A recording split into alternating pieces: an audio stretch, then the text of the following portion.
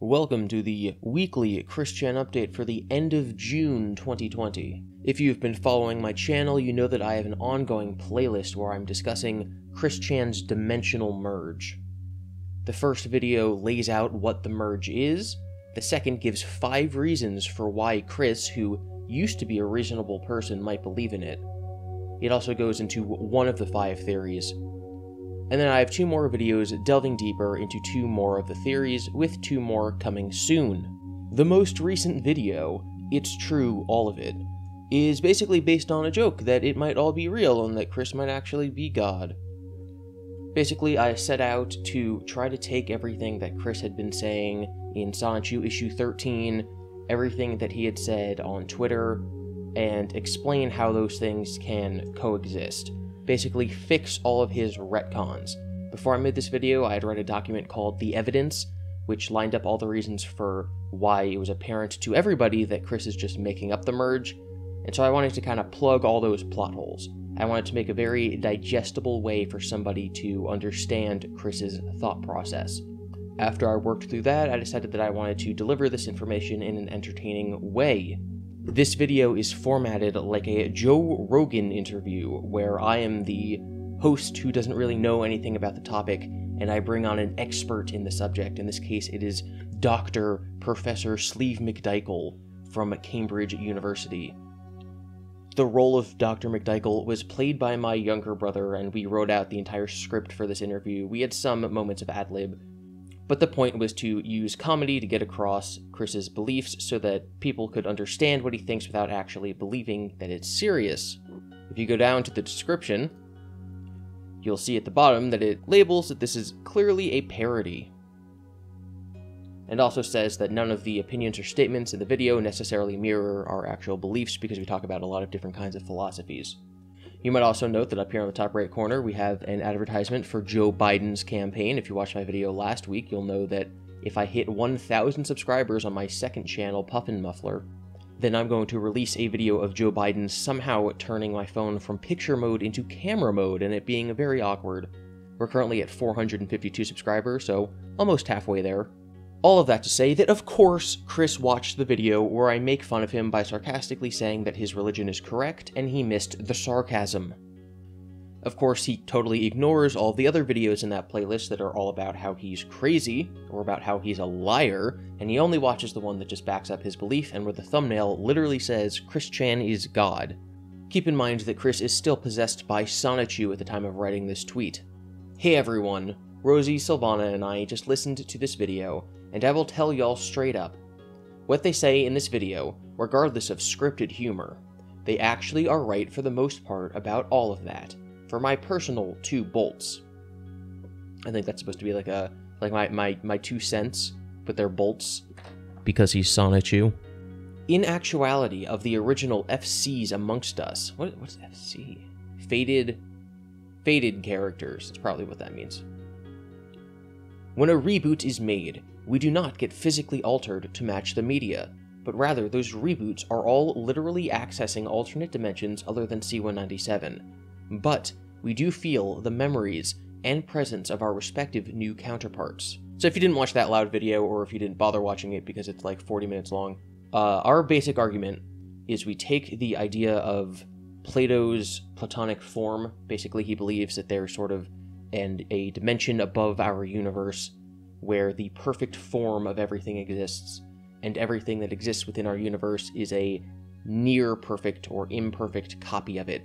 So every cat that walks around on Earth bears resemblance to the one true cat that would exist up in the universe. So our argument is that just the same way that the Platonic heaven is the perfect forms of our universe's imperfect forms, C-197, Chris calls the prototypical universe, is the prototypical or Platonic forms of all fictional characters. So the one perfect form of Sonic lives in C-197, and each individual tale of Sonic's story, so each individual game or television show, even if they're set within different continuities, are lower universes that pull from the Platonic form of Sonic that's held in C-197. So we call the universe above ours Platonic in its whole Platonic forms, and then we call C-197 the prototypical universe. So here, Chris is saying that when a reboot happens, it does not affect the prototypical version, because obviously it would not, but the prototypical version can feel those reboots coming into existence, and it causes literal headaches. For example, Sonic, my senpai, still maintains his tan-colored arms, because Sonic Boom did not change his arms in C-197. Since Boom Sonic was literally chronicled as residing in an alt dimension from Senpai, he does not get as much of a memory and presence mental overload. But with the new movie, they actually explored a bit better into Senpai's early days background, but he still maintains his tan arms. As for the internal electricity, he did not get that until the days of events chronicled in the game Sonic the Hedgehog 3. The addition of the lightning shield gave Senpai exposure to electrical powers, but not yet actual default abilities. Now, in late 2003 into 2004, Sonic did actually personally give me lessons on how to be a better runner and maneuvering of all the various things. Shoot, the day of me being a simple wild Pikachu were long gone, so I definitely benefited from the pointers and lessons. What I did on the right after. Okay. That fateful day in Station Square was on instinct. I didn't really have a total conscious mastery over parkour yet. He was flying. That wasn't parkour. Obviously. Anyway, Sonic taught me how to better maneuver, maintain my center of gravity while literally running on different axes and walls. Not a total Gravity Rush gameplay experience, obviously. He even taught me how to breakdance and other awesome and way past cool tricks. And we've hung out and worked together off and on since then. Sonic did pick up a bit of the electricity from hanging out with me, and it eventually manifested more within him alongside his stored Chaos Emerald energy. Yep, he started developing actual electrical abilities of his own. I, in return, gave him a few pointers on how to handle and utilize that power. He was making Thundershocks by accident in 2015. So yeah, the one thing that Sonic did not have back in the early 1990s that the movie maker slipped into this new movie was actually a more present-day ability of his. With that example, in combination with what Gibby and his doctorate bro, y'all can take from that what you will. So I think Chris thinks that my 19-year-old brother is actually a doctor, not that I wrote in the description that my younger brother was playing the role of the doctor in the interview. Also off topic, McDykel's dinosaur OC. Oh yeah, we wanted to make it clear to anybody who sat through the whole video that the whole thing was a joke, because we played it straight the whole time. So at the end, I asked my brother, Dr. Sleeve McDykel, what his OC was, and he says that it was it's a Tyrannosaurus Rex from the Land Before Time, a sharp tooth, but he carries 2 Uzis and he's a massive Trekkie. So Chris says, off topic, McDykel's dinosaur OC.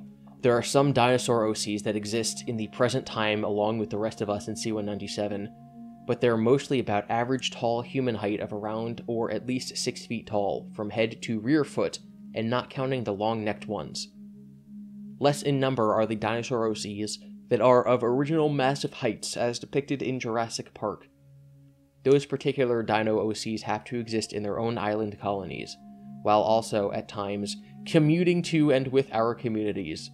So on the comment of his T-Rex arms carrying a couple of us at a time, it does depend on his OC's present location. His T-Rex arms carrying a couple of us at a time. My brother said that the T-Rex carried 2 Uzis. He had 2 little machine guns. 2 little pistols. His T-Rex arms carrying a couple of us. I think Uzi autocorrected to us here. I don't think Chris misheard Uzi as us. I think this is a typo. It does depend on his OC's present location, but he'll likely be on one of those Dinobot islands, with others matching of his height and stature, just to let you know on that. Thank you both, Gibby and McDykel, for actually getting a lot of the details that Mama has been trying to relay to everyone else all this time right and spot on. Okay, so obviously when we made this video, we had no intention that Chris would ever actually see it. I am fairly certain that Chris doesn't watch any of my videos. He has me blocked on Twitter. He left a comment on one of my videos about a year ago calling me a troll and saying that he was going to keep me blocked. So when we made this video, we were absolutely not trying to get Chris's attention. The fact that I have now made Chris's delusion stronger because he now feels that he's justified because he is a quote-unquote doctor backing up his delusion. I feel terrible about that. That is definitely not something I intended to happen. That's something I wish did not happen.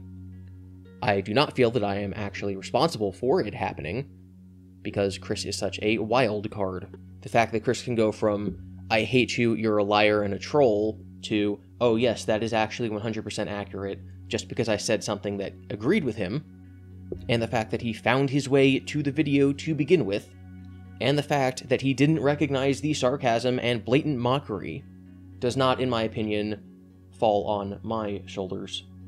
Like, I made a video called Chris is Lying, and then I made a video called Chris is Telling the Truth. That's kind of covering all bases. The fact that Chris decided to just pick one of those and say that it's right is kind of him picking a side, not me. So yeah, I expect to get flack for this. I'm not going to beat myself up over it, but kind of wish it didn't happen. I will also add that at the time when Mama was first getting the information and details of the dimensional merge, she did have her initial doubts off and on, but she did not need to at all. The fuller details were being put into her brain some at a time, and when she asked by those in this dimension 1218 about specific details, she was not really sure because she was still learning and getting used to her newfound abilities and powers at the time. So yeah, point blank. She did have to keep it vague, but everyone kept insisting, and it backfired on everyone when Mama eventually gave a specific time frame, because not everyone is meant to know well in advance the specific when of the main event and happening. It was wrong to press her on like that, and it remains wrong today to press on about that specific date details. Look in the worldwide news of the past months and recently, and y'all will see the significant artifacts and events being found, and the phenomenon that you certainly don't see every day in your dimension here. That is all from me for now. Check y'all later. So Chris is saying that the reason that the dimensional merge didn't happen when he said it would is because he told people the date that it would happen and thus changed when it would happen. Therefore, we can no longer ever ask him any specifics about the merge, otherwise they won't happen. This gives him an excuse to never actually tell us anything. I talked once about how people who believe in things like lucky objects like rabbit's foots can trick themselves. So like you have a lucky rabbit's foot, and then you try to use it for good luck, and good luck doesn't happen. The person will then tell themselves that the luck just must be running out that day. And that's basically what Chris is doing. Like, he's actually convincing himself that what he's saying here is true. That the reason these things didn't happen is because he told us, and therefore he doesn't have to tell us in the future. The reason he's doing this is so that he doesn't have to answer our questions and think too hard and unravel his own delusion. But because he actually believes in what he's saying, it's kind of reinforcing his own delusion. This is just very textbook stuff. No shame from me on that. Senpai, what? Senpai, I can't. Father will be angry. He doesn't need to know, heart. So wait, I was reading that whole last part just like Chris is using senpai to mean like person that he worships, like friend, you know, leader, master that he worships, not like Sonichu and Sonic actually feel like this. In an awkward moment after Sonic had bumped into Sonichu on a summer day in 2008, Sonic looked at Sonichu as he was standing up. Feeling a thrill in the air that he could not control, he asked Sonichu to run with him to a cave with a Chaos Emerald in it. No emerald was there, and Sonic pulled Sonichu in for a cuddle. Sonichu was intrigued, but unsure of this feeling, yet the two of them cuddled for a while. Though that lowercase fanfic will be up to that artist at this point. Oh god, he's using our vernacular now. So in our Christian's God video, we said that the prototypical universe would be capital F fiction, basically meaning that things that really happen to these characters are what our universe calls fiction, is capital F, and then things that happen in sub-universes below that are lowercase f. So Chris is now saying that the lowercase f fan fiction that does not really happen to these characters will be up to that artist. So he's basically saying that this is not canon in C197, but it might be canon in a lower universe. Okay, so this is Lauren Faust. She's the creator of My Little Pony Friendship's Magic. She's also done a bunch of other stuff. So Pony Life is a sort of like in-between show between generations 4 and 5 of My Little Pony, so it has all the cast and characters of Friendship's Magic, but it's a totally different tone and style, and Chris hates it. He refers to it as Go Pony because it reminds him of Teen Titans Go. So Teen Titans Go is to Teen Titans as Pony Life is to My Little Pony Friendship is Magic. So Lauren Faust says, reviewing potential writers and got a Pony Life script as a sample. All was well until suddenly I read, she FaceTimes with the other ponies on her tablet. It was like a brick in the head, not judging, just surprised. And Chris, or Sonichu, responds, I don't blame you. Mama, Nightstar, and I voted heavily against Go Pony. We foresaw how bad it was going to be. So it's as if Chris believes that himself and Nightstar, which is his pony OC, and Sonichu actually have some say in what My Little Pony shows get made here on Earth. Got a meat tenderizer from my already nerdy kitchen. What do you think? And it's Mjolnir from Thor. And Chris responds, at least you didn't get the axe. Still, now there can be lightning in your meals. Zap, because he's Sonichu and he's electric type and Thor's the god of thunder, and that's a joke. So the first episode of Pony Life came out, and I guess Chris watched it despite saying he was going to boycott it. Chris, I think, actually didn't watch the finale of My Little Pony Friendship is Magic because he refuses to accept that the show ended, but that doesn't stop him from watching Pony Life. This has to be photoshopped, right? Like to extend the frown, because that's like an unnaturally large frown. He writes, literally the face I simply cannot help but make as I watch the first episode of Go Pony. Ugh, freaking Hasbro executives, angry face lightning fire. Oh my Chris Chan, get it? Because Chris Chan is God. Go Pony is confirmed deity level awful. What did Mama say months ago? That's right, Go Pony is confirmed epic garbage. Ugh, I am so upset and angry over this abomination. Do you hear me, Hasbro? Epic garbage. But then that doesn't stop him from using a GIF that's obviously from the show. So Chris is ranting and raving on Twitter and watching My Little Pony. Pony Life seems like an okay kids show. Friendship Magic went above and beyond expectations of what a kids show can be. I don't necessarily agree with that. In that way, Pony Life is a step backward, but it could have been worse. It's energetic and colorful with no substance, but I'm sure that's all it was trying to be. Chris says, you'll speak different when you hear babies literally literally egging upset and crying over how awful it is. Nobody is mindless or soulless. Babies are not mindless. Babies are going to be upset about how awful My Little Pony is. Okay. So you admit the show is for babies and you watch it. Also, babies don't comprehend shows being good or bad. Nepjalon, whoever you are. I agree with everything you just said. There's no reason for you to have typed this message. He's not going to listen to you. He's not going to listen to reason. Chris writes, I got news for you. Between Gen 1 and Gen 4, My Little Pony is not for babies. It is for us nerds and not brain dead. It's not for nerds. It's for kids. And Hasbro had better listen on that nobody is brain dead, and they need to keep up with the better content that is in G4. So I guess Chris is saying that because My Little Pony is for adult nerds, because remember, he's been watching My Little Pony since before Bronies existed because of Megan, and probably just because he was watching it as a kid in the 80s. So yeah, he doesn't see it really as a kid show. So look at this art for a sec. Okay, so this was actually drawn by this person. And that's how you don't credit me as the artist in the bottom right. Yep, that's just, yeah, nothing you can do about that. So, Pickney Filony, this is the person who draws all those weird pictures of Magi-chan. Everyone, we need help. Do anyone know about a good place for Pikachu and Magi-chan to go? Preferably one with a cure for a zombie virus. Well, fortunately, it can also take a deity with manifesting healing magic to heal them of such viruses. Pray to Chris Chan, she will be right over to manifest the cure and heal them. So this person will just draw Magi-chan, and I don't know if they're doing it just to be Chris's friends, if they're doing it because they want to get their art out there, if they're doing it because he's giving them money.